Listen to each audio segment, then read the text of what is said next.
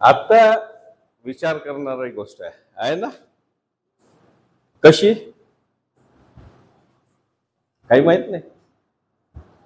अरे याच्यामध्ये खूप मोठा विचार करणारी गोष्ट आहे. त्यांचे केंद्रबिंदू कोण आहे? ते तेवढे आहे. परंतु बुद्ध धम्माचा केंद्रबिंदू मनुष्य आहे. म्हणजे मनुष्याचं स्थान इथे कुठे आहे? कुठे आहे? ईश्वराच्या ठिकाणी आहे. बरोबर आहे? म्हणजे किती मोठी गोष्ट बुद्धांनी आपल्या समोर मांडली आहे की ज्या ठिकाणी प्रत्येक धर्माचं केंद्रबिंदू आहे त्या ठिकाणी बुद्ध धम्माचं केंद्रबिंदू मनुष्य आहे. मनुष्य म्हणजे कोण? आपण. मग आपण कोण आहोत? ईश्वर नाही. अरे पण ईश्वराच्या बरोबरीचे आहो ना आपण. दुसऱ्या धर्माच्या विचाराने अगर आपण कुठं आलो? ईश्वराच्या बरोबर आलो की नाही? मग जेव्हा आपण ईश्वराच्या ठिकाणी आहोत तर आमचं आचरण कसं असायला पाहिजे? हाही एक महत्वाचा मुद्दा म्हणते ना. बरोबर आहे की नाही? म्हणजे आम्ही ज्या ठिकाणी बरेच म्हणजे ओबीसी लोक ज्या ठिकाणी ज्या गोष्टीचं पूजन करतात त्या ठिकाणी आमच्या धर्मामध्ये त्या ठिकाणी आम्ही आहोत. मग जेव्हा आम्ही ईश्वराच्या ठिकाणी आहोत, आम्ही ईश्वर आहोत, तर आमचं आचरण राहणीमान कसं असायला पाहिजे?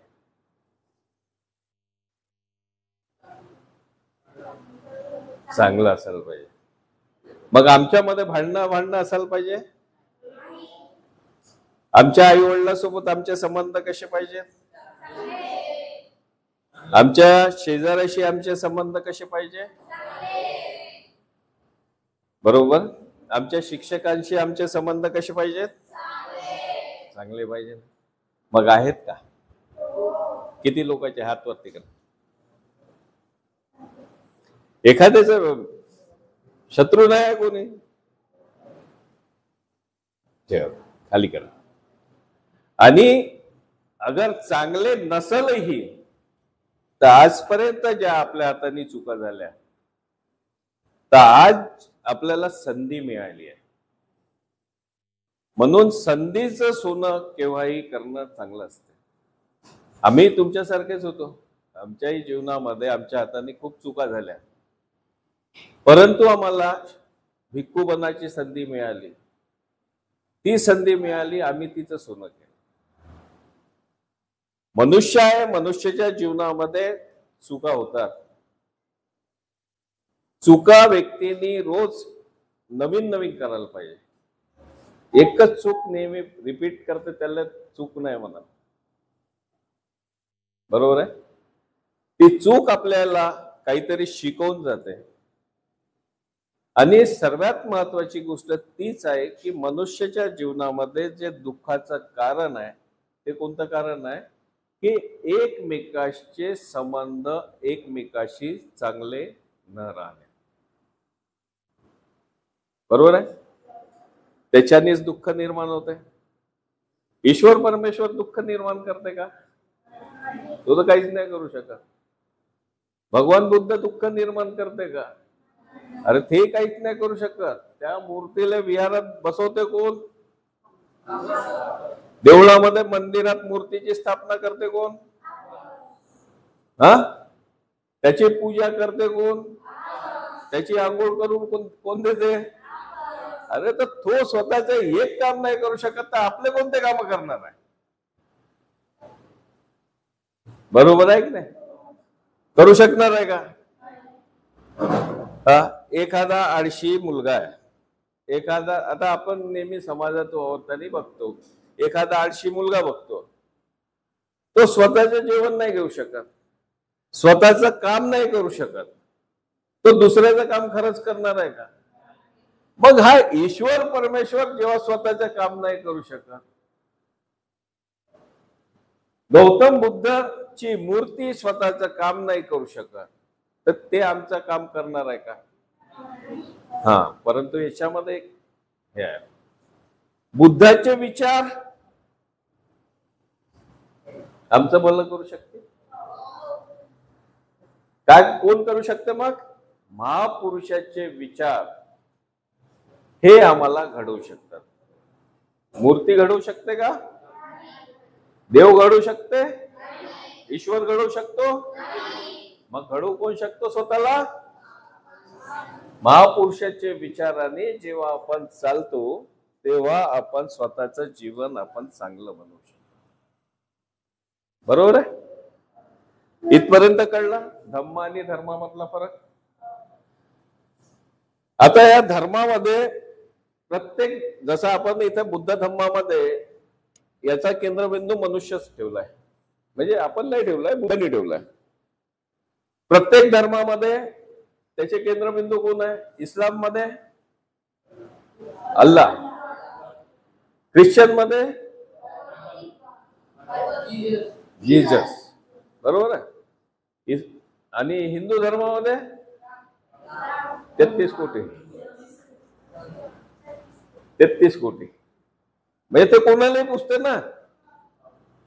मग आता हे याच्या मागे इथं काय,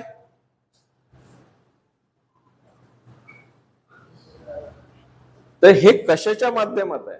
माध्यमातून इथे काय, अंधश्रद्धा, आणि इथे काय, विज्ञान.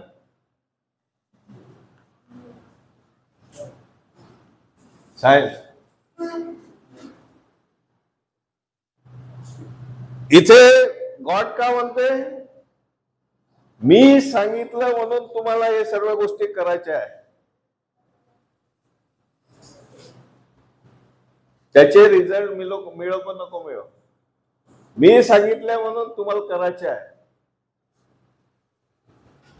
इथे बुद्ध का म्हणतात धम्मामध्ये?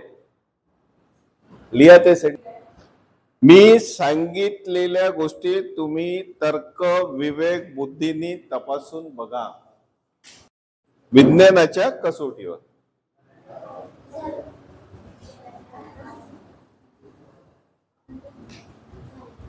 काय झालं? अरे हुशार आहे, बाकीचे नाही ना तुझ्यासारखे, सर्वांच लिहून होऊन द्यायला लागेल ना.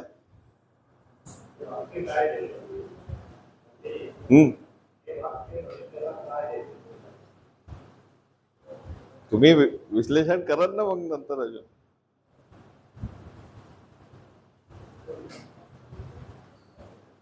बोल ना. अरे मला विचार ना डायरेक्ट. हे तथागत बुद्धांनी कलाम सूत्र मध्ये आपल्याला सांगितलंय अनुयांना.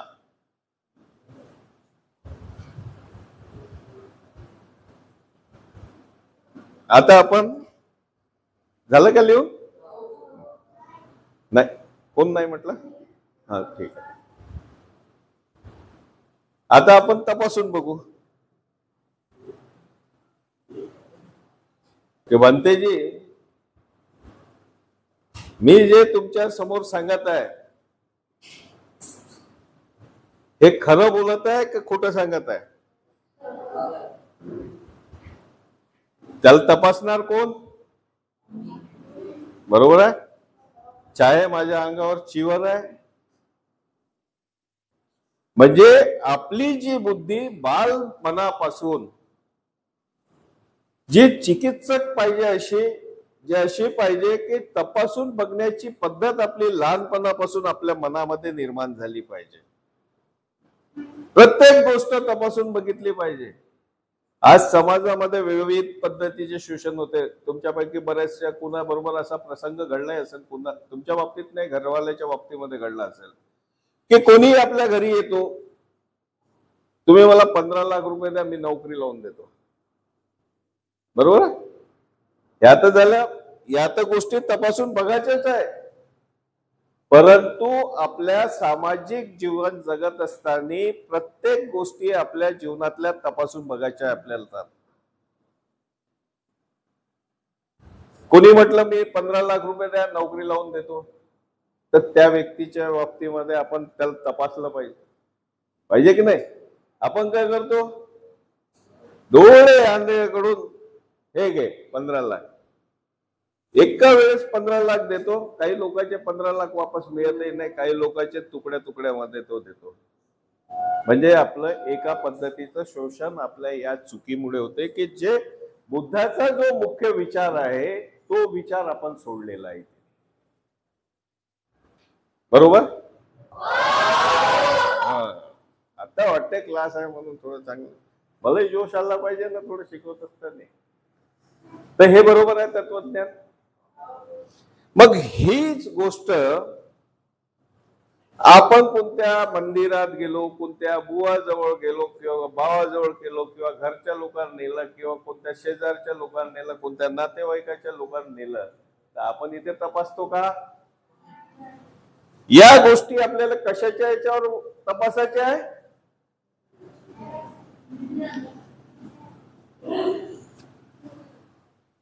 बरोबर. तर आजपासून आम्ही या गोष्टी तपासण्याचा प्रयत्न करू. बरोबर. मग आता प्रश्न येते, हे झालं या पंचशील, हे आपल्याला आपल्या जीवनात अंमलात आणायचं आहे, आचरणात. आपल्या मनामध्ये प्रश्न एक निर्माण होते की डॉक्टर बाबासाहेब आंबेडकरांचा जन्म कोणत्या धर्मामध्ये झाला? आपण कोण होतो पहिले? धर्म हिंदू.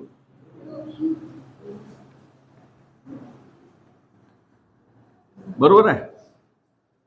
तसा तो हिंदू धर्मही नाही, परंतु आता प्रचलित आहे म्हणून तो शब्द वापरू आपण.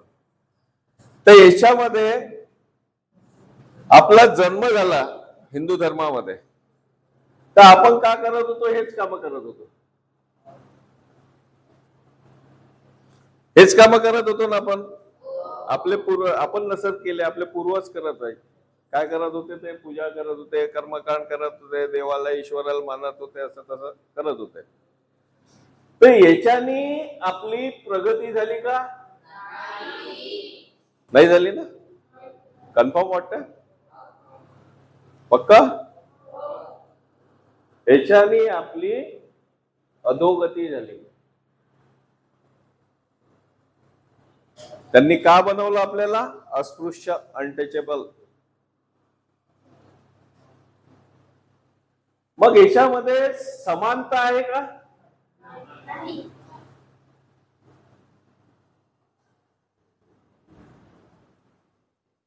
समानताही नाही. कारण का ब्राह्मणही पुरुष आहे, क्षत्रिय पुरुष आहे, वैश्यही पुरुष आहे आणि ओबीसी पुरुष आहे आणि शेड्यूल कास्ट म्हणजे अतिशूद्रही पुरुष आहे, म्हणजे मानव आहे. तर या मानवांमध्ये हा समानता आणते का धर्म? नाही आणत. कारण की याच्यामध्ये असमानता आहे. तर बाबासाहेबांनी बुद्ध धम्म स्वीकारण्याचं कारण काय असायला पाहिजे हे तुमच्या लक्षात आलं आता? आता हिंदू धर्मामध्ये बाबासाहेब होते किंवा आपले पूर्वजही असतील, आपले पंजोबा, अपर पंजोबा वगैरे, ते हिंदू धर्मात असतील. तर जेवढ्या हाल अपेष्टा बाबासाहेबाला सहन करावं लागल्या त्याच्यापेक्षा काही पटीने हाल अपेष्टा आमच्या पूर्वजांना सहन करावं लागल्या त्याच्यामध्ये. म्हणजे आमची सावली सुद्धा ते लोक पडू देत नव्हते. तर मग आपण आपल्या मनामध्ये एक प्रश्न निर्माण करायला व्हायला पाहिजे नेहमी की आम्ही या सर्व गोष्टी या स्वीकारायला पाहिजे का नाकारायला पाहिजे? बरोबर आहे. आमच्या घरचा कोणी सदस्य कुठून धागा दोरा बांधून येत असेल, कुणी शंकरजीची महाकाळ टीव्ही वरती किंवा आपल्या चित्रीकरणातून तर खूप मोठं हे दाखवतात देवी देवताचं, जसं हनुमान, त्यानंतर महाकाल, शिव. तर कोणी आमच्या मधून कोणी याची पूजा करत असेल तर त्याचं योग्य आहे का अयोग्य आहे? आणि त्यांनी अगर कोणत्याही देवाची पूजा केली तर त्याची का होईल? बरोबर आहे. कारण का त्याचे शोषण होणार आहे, पैसा जाणार आहे, वेळ जाणार आहे, आणि तो मुख्य म्हणजे स्वतःचा विचार स्वतः करू शकणार नाही. कारण का तो का करेल? आता जसं एक उदाहरण घेऊ आपण. मला आता एक ध्येय गाठायचं आहे, डॉक्टर बनायचं. तर डॉक्टर बनण्यासाठी मला परिश्रम करावा लागेल, अभ्यास करावा लागेल, त्या पद्धतीची परिस्थिती निर्माण करावं लागेल. बरोबर आहे ना? परंतु मी अभ्यास कमी करणार आणि मी इकडे कोणत्याही देवाची रोज पूजा करणार, 108 वेळा कोणते मंत्र म्हणणार, एखादा स्टोन कोणता घेणार, पन्ना घेणार, हिरा घेणार, किंवा काही घेणार, हातामध्ये घालणार, तर मी डॉक्टर बनू शकेल का? म्हणजे याच्यावरून हे स्पष्ट होते की कोणताही रिलीजन, कोणताही धर्म, ख्रिश्चन म्हणा, इस्लाम म्हणा, हिंदू धर्म म्हणा, किंवा अजून कोणता धर्म, सीख असेल किंवा नवीन नवीन धर्म आता नवीन उदयास येऊन राहिले, तर कोणताही धर्म हा मनुष्याला का बनवतो? हँडिकॅप बनवतो, पंगू बनवतो ना. कारण की आपली विचार करण्याची क्षमता हा नष्ट करतो. आपली जेव्हा कोणी विचार करण्याची क्षमता नष्ट करतो, तो आपल्याला हँडिकॅप बनवतो, तो आपल्याला पंगू बनवतो, तो आपला विकास आपला होऊ देत नाही.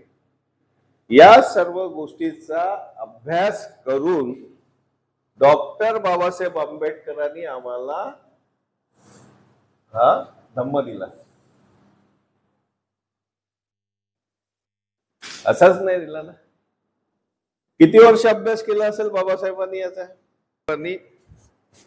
25 ते 30 वर्ष या धर्माचा परिपूर्ण अभ्यास केला, या धम्माचा परिपूर्ण अभ्यास केला. म्हणजे त्याचाही अभ्यास केला आणि याचाही अभ्यास केला. त्याच्यामध्ये काय, याच्यामध्ये काय, ह्या दोघांमधला फरक बाबासाहेबांनी आपल्या समोर त्यांनी त्याचं हे केलं, म्हणजे संशोधन, आणि त्यांनी विचार करून आपल्याला बुद्धाचा धम्म दिला. आता मुख्य समस्या अशी निर्माण होते की काही चिवर घातलेले भिक्षू संघ धम्माचं काम करतात का धर्माचे काम करतात? कसं सांगा? धम्माची आपल्याला विज्ञानाच्या याच्यावर आपल्याला तपासून बघायची आहे. मग जो भिक्खू संघ जो फिरत आहे आता सर्वात जास्त प्रमाणात, तर तो ही विचारधारा सांगते की ही विचारधारा सांगते? पहिली सांगते. कशी समजून सांगा? नाव घेतलं मी, बुद्धाच्या गाथा 1-1 तास म्हटल्या मी, तर माझं कल्याण होणार आहे का? मी विहारात जातो, 1 तास 1.25 तास तिथे मी कर्मकांड करतो, अगरबत्ती लावतो, मेणबत्ती लावतो, मी तिथं गाथा म्हणतो डोळे बंद करून, तर माझं कल्याण होणार आहे?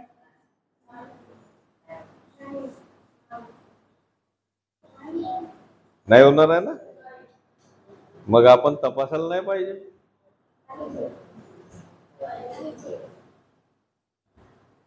बरोबर आहे, तपासलं पाहिजे.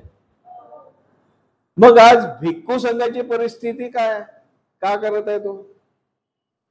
ना कुठं भिक्खू संघ हा आम्हाला बाबासाहेबांनी याच्यात आणला, याच्यातून हा आम्हाला इकडे नेत आहे. नेत आहे का नाही नेत आहे? नाही चुकलं असेल तर मला एकदम डायरेक्ट म्हणा, नेता आहे की नाही नेता? नेता आहे ना? आता कसा नेता आहे हे सांगा.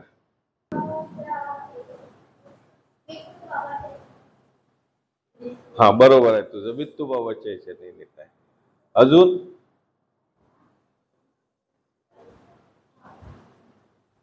कोणत्याही भिक्षुकाने डोळे बंद करून अंधश्रद्धेने गाथा पठण वंदना पठण करणे. बनतेजी तुम्ही ही गाथा म्हटल्याने हे होते, करणीय मित्त सुत्त म्हटल्याने हे होते, हे गाथा म्हटल्याने हे होते, हे सुत्त म्हटल्याने हे होते. तर या ज्या गोष्टी भिक्खू संघ निर्माण करत आहेत ते बसा, तर ते चूक आहे का बरोबर आहे? पेशंट आयसीयू मध्ये असल्याच्या नंतर ही गाथा म्हणणे चूक बरोबर? चूक आहे. चूक आहे की बरोबर आहे? चूक आहे. वाघ आमच्या गाथा ऐकायला येतो कारण की प्राण्याचा धर्म काय, वाघाचा धर्म काय? तो मांसाहारी प्राणी आहे.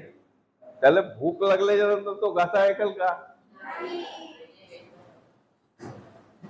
हा, भिक्षू हातामध्ये अजगराची शेपटी पकडून राहते आणि त्याच्यावर मंगल मैत्री करते. सापावर मंगल मैत्री होईल का? याच्यासाठी नाही होणार की हे जे चमत्कारिक शक्ती आहे, ही चमत्कारिक शक्ती जगात आहेच नाही. आहे का? अगर समजा कोणत्या महाराजाजवळ चमत्कारिक शक्ती राहिली असती तर तो लोकांना पैसे मागता का? तो पैशाचा पाऊस पाडता घरी. बरोबर आहे. चमत्कारिक शक्ती अगर आपल्याकडे राहिली असती तर आता आपल्याला बॉर्डरवर 2-3 मांत्रिकाला बसवून ठेवलं असतं, 2-3 फेकला तिकडे पुढे पाकिस्तान नसत झालं असतं ना सर. आज आपण जे जग चालते हे कशाच्या भरोशावर चालते? विज्ञान. तर ह्या गोष्टी बरोबर आहेत का? कुसंग काय करत आहे? आपण विहारात ठेवतो त्यांना, तो या पद्धतीने प्रबोधन देतो का? लोकांना ट्रेन करतो का? तो का सांगते असं बसलं पाहिजे पूजा करायसाठी? बरोबर आहे. पायात चप्पल नाही घालायची, दाखवलं पाहिजे 12च्या आत जेवण करतो. बरोबर आहे. संध्याकाळी आम्ही जेवण करत नाही. संध्याकाळी सर्वच भिक्खू जेवण करते, पाठीमागे करते ना. मग स्पष्ट का नाही बोलत तो समाजाच्या देखत? याच्या मागचं कारण काय?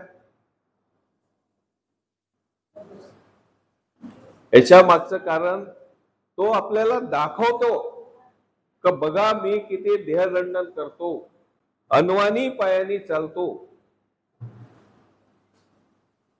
आता मे महिना सुरू आहे पण हे वादळ सुरू आहे, नाही तर जे अनवाणी पायवाले आहे तर त्यांना मला सिमेंटच्या रोडने म्हणा फक्त 1 किलोमीटर पायदळ चालून दाखवा आजच्या तारखेत. चालू शकते? परंतु तो आपल्याला दाखवतो तसं. आणि काही लोक चालू पण शकतात, कारण का जे लोक आधीपासून चालतात त्याच्या पायाची जे कातडी असते ती जाडी होत जाते. तर या पद्धतीचं आज आपल्या समाजामध्ये, आज आपल्या धम्मामध्ये चुकीचे कार्य होत आहे. भिक्षुकाचं कार्य आहे धम्माचा प्रचार आणि प्रसार करणे. बुद्धाच्या काळामध्ये मूर्तीपूजा होती का? बुद्ध कधी पूजा करायचे का? मग बुद्ध का करायचे? समस्येवरती, म्हणजे ज्या गोष्टी आपल्याला दुःखी करत आहे त्या गोष्टीवरती चिंतन करणे, त्या समस्येचं मुख्य कारण शोधून काढणे आणि त्या गोष्टी समस्येचं निराकरण करणे. या पद्धतीनुसार बुद्ध लोकांच्या समस्या, लोकांचे दुःख दूर करत होते. बरोबर आहे? नाही तर मग बुद्ध नाही म्हणलं असतं. एक सूत्र म्हटलं का खतम, बरा तू. असं झालं का? आपण तरुण पिढी आहोत. आता तुम्ही नवीन तरुण पिढी आहे, तुम्हाला या गोष्टी कळायला पाहिजे, या गोष्टी तुम्हाला समजल्या पाहिजे. सत्य आणि असत्य हे ओळखता आलं पाहिजे. बरोबर आहे?